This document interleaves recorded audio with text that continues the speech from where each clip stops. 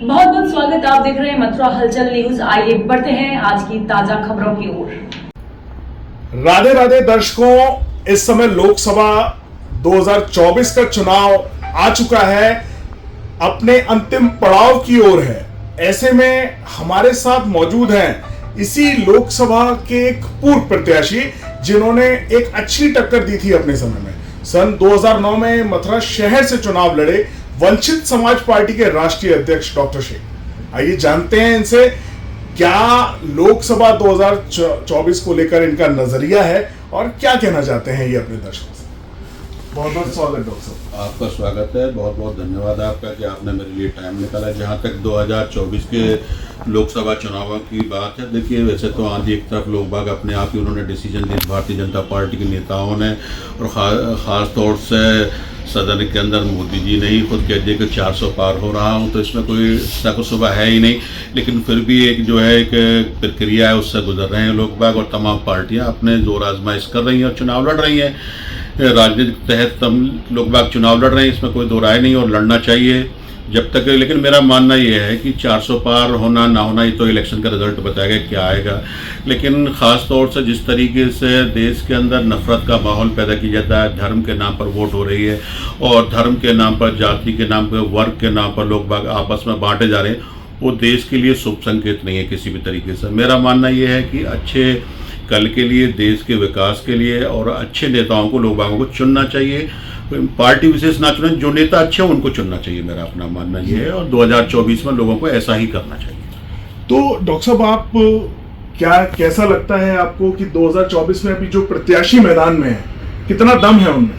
देखिए, पहली बात जो है, आप अजीब सवाल कर रहे हैं। पार्टियां सबसे पहले दम ही देखती हैं कि कौन कितना बड़ा गुंडा है, कौन कितना बड़ा माफिया है, कौन कितने पैसे वाला है, उन्हीं को देखकर। और खासतौर से आजकल तो उन सब से भी हटकर ये देखा जाता है कितना उसके समाज में उसका कितना असर है, उन तरह के प्रत्याशियों को उतारा जाता है। और ख़ास तौर से उसी तरह के प्रत्याशी देश के भले के लिए नहीं आ रहे, सिर्फ सत्ता हासिल करने के लिए उस तरह के प्रत्याशी लोगों के लिए लाए जा रहे हैं। लोग बागों को भी, लोग बाग उनको वोट दे रहे हैं, पार्टी के नाम पर दे रहे हैं। लेकिन खासतौर से ये समझ लीजिए अच्छे इंसानों को वोट टिकट नहीं मिल रही, सिर्फ माफियाओं को और तस्करों को ही समझ लीजिए टिकट मिल रही है। जैसा कि लोकसभा 2024 की हम बात कर रहे हैं और आप मथुरा से ही लोकसभा 2009 में चुनाव लड़ चुके हैं, तो कैसा देखते हैं आप उस समय और आज के माहौल में? देखिए, मैंने जिस वक्त चुनाव लड़ा था, पहली बात तो यह है कि हमें कोई चुनाव नहीं लड़ना था, हमारी पार्टी से किसी और प्रत्याशी को चुनाव लड़ना था।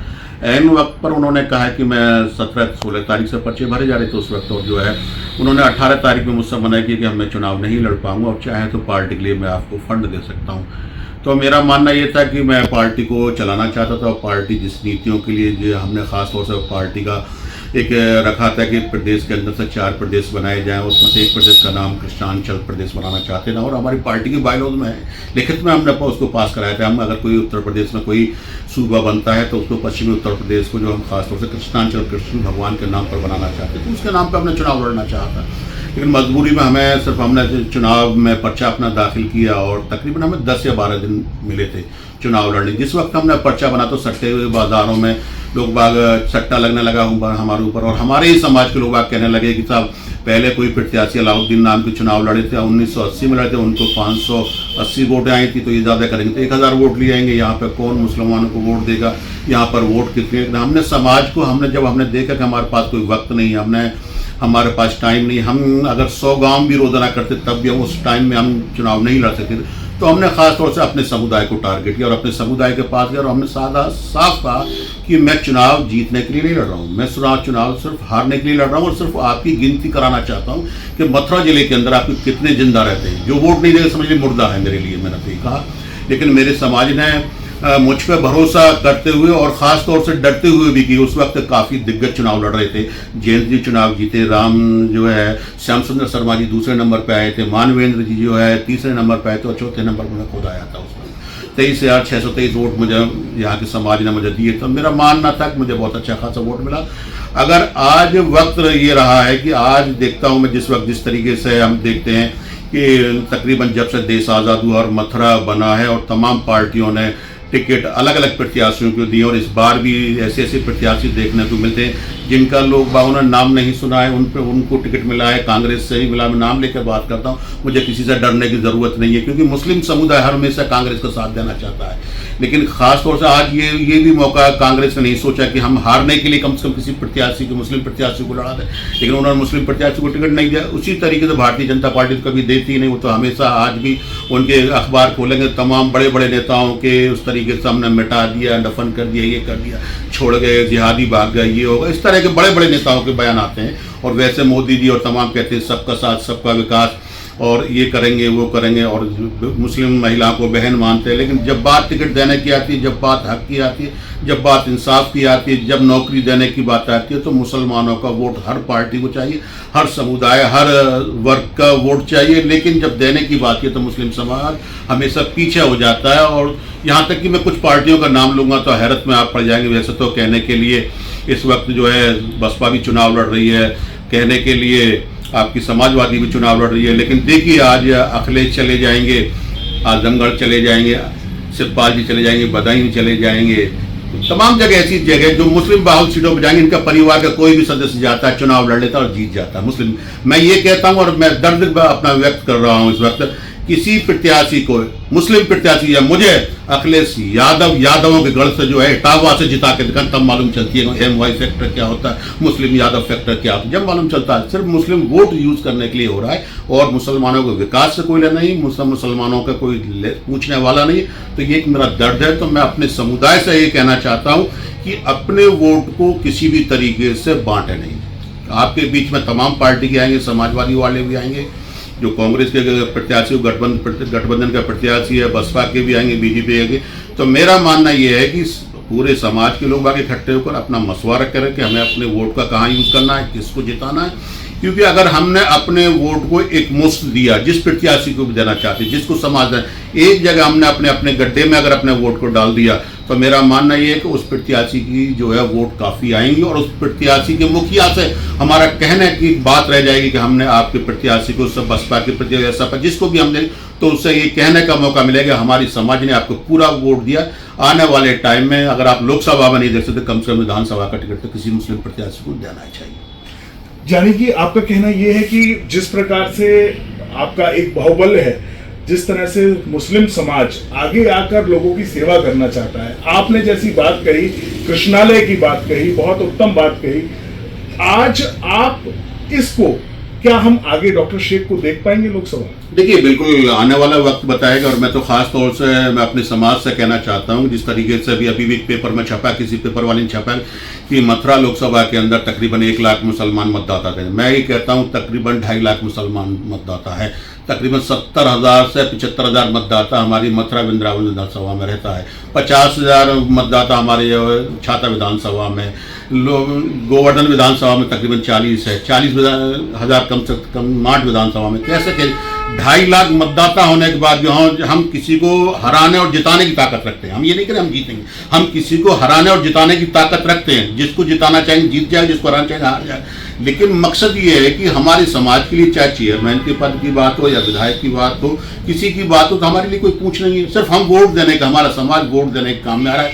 आज मैं ये कहना चाहता हूँ, जिस वक्त माननीय हमारे मुख्यमंत्री जी आए थे, उन्होंने आकर एक ऐलान किया था कि कृष्ण जन्मभूमि के आसपास मांस मदिरा बंद रहेगी। मांस तो बंद हो गया, लेकिन मदिरा बंद नहीं हुई। क्यों बंद नहीं हो गई? ये इंसाफ नाइंसाफी क्यों? तमाम नौजवान बेरोजगार हो गए, तमाम होटलें बंद, तमाम लोग बेघर हो गए, जो रेहड़ियों पे काम करते वो बेकार हो गए। मैं मुख्यमंत्री जी के भाषण का या उस ऐलान का मुखालफत नहीं कर रहा हूँ। मैं ये कर रहा हूँ, अगर इंसाफ है तो मदिरा की दुकान भी बंद होनी चाहिए जी। आप भांग बेच रहे हैं, गांजा बेच रहे हैं, अफीम बेच रहे हैं, शराब बेच रहे हैं, उन पे कोई पाबंदी नहीं हुई। आप कर नहीं पाए आज तक। जो है हमने RTI भी डाली, यहाँ के जिला कलेक्टर को डाली, उन्होंने कहा साहब इससे जो है सरकार को नुकसान होता है। तो क्या उनसे नुकसान नहीं हो? जो होटल चले उनसे नुकसान नहीं हो रहा, सिर्फ और सिर्फ मुस्लिम को टारगेट किया जा रहा था। मैं खासतौर से मुस्लिम समाज से कहना चाहता हूँ, अगर आप चाहते हैं देश के अंदर भाईचारा कायम हो, आप चाहते हैं कि आपकी भी आवाज़ सुनी जाए, आप चाहते हैं कि आपको आपकी ताकत को पहचाना जाए, तो तो इस लोकसभा के चुनाव में जिस प्रत्याशी को हम वैसा भी आने वाले कुछ दिनों में ऐलान करेंगे किसको समर्थन करना है, किसको जिताना है, किस हक में मुस्लिम वोटों को एक साथ, तो सिर्फ और सिर्फ जिसमें आप चाहें, मैं ये नहीं कहूँ मेरे यहाँ कहने से आप वोट डालिए, जिसको समाज सिर्फ और सिर्फ एक प्रत्याशी को आप वोट दीजिए, अपने आप आंकड़े बदल जाएंगे। जो आज ये कहने के लिए हो रहा है कि मतलब हेमा मालिनी जीत गई हैं और 8 लाख से जीत गई हैं, मेरा मानना है अगर मुस्लिम समाज ने खुलकर एक समर्थन में एक साथ एक वोट दिया तो ये आंकड़े हर हालत में, जीत हार तो होनी है जिसकी भी होनी है, लेकिन ये आंकड़े जो आजकल चल रहे हैं कि भाई यहाँ तो कोई कहने के लिए मिल रहा है कि आजकल कोई प्रत्याशी नहीं है, सिर्फ एक अकेली प्रत्याशी है, सिंगल प्रत्याशी है, जो कांग्रेस का प्रत्याशी हो तो कुछ है ही नहीं, उसके लिए कोई गिनती वाला नहीं है। बसपा के प्रत्याशी को भी लोग बाग यही इग्नोर कर रहे हैं कि भाई जो है जाट समुदाय जो वोट वहां जाएगा तो कहां से उनको वोट मिलेगा, मुस्लिम समुदाय कहां जाए। तो मेरा मानना यह है अगर मुस्लिम समुदाय ने जिस प्रत्याशी के ऊपर भी अपना दाव खेला तो उस प्रत्याशी को अच्छी खासी वोट मिलेंगी हर। ये हमारे साथ थे डॉक्टर शेख, इन्होंने बताया किस तरह रहेगा लोकसभा का रुझान। मिलते हैं एक नई शख्सियत के साथ। धन्यवाद।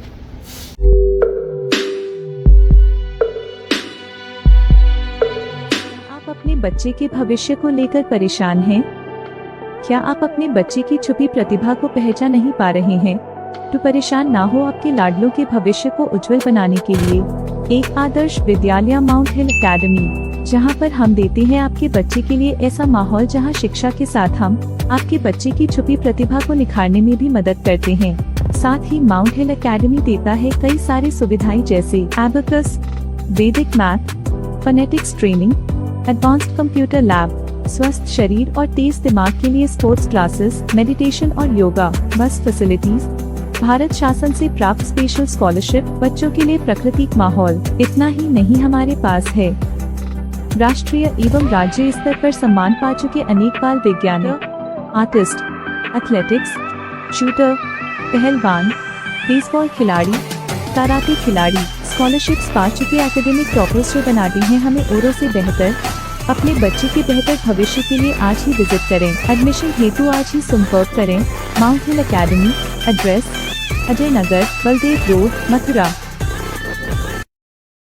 मोटिवेशन 100%, तो क्यों रह जाती है ये मिस 70%? कारण पोषण की कमी। रोज के खाने से मिले सिर्फ 70% तक विटामिन और मिनरल्स। बाकी के लिए नया सुप्रीडिन डेली जो दे ज्यादा एनर्जी और इम्यूनिटी। खाने के साथ सुप्रीडिन।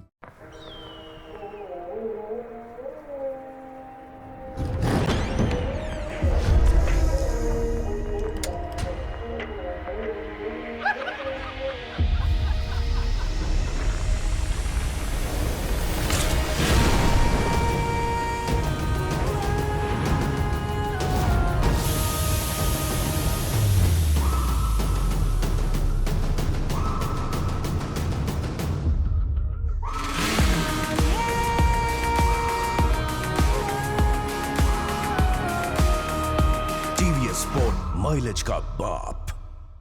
जय गुरुदेव हॉस्पिटल, महोली रोड, मथुरा। हमारे यहाँ minor, OT, emergency, ICU, PICU, NICU, सभी प्रकार की सिटी स्कैन, एक्सरे, अल्ट्रासाउंड, अत्याधुनिक पैथोलॉजी लैब, प्राइवेट एवं जनरल वार्ड, डीलक्स रूम, महिला चिकित्सकों द्वारा डिलीवरी सुविधा, आंखों का ऑपरेशन, दांतों का उपचार, सभी प्रकार के ऑपरेशन, उचित दर पर दवाइयाँ, 24 घंटे एम्बुलेंस सुविधा।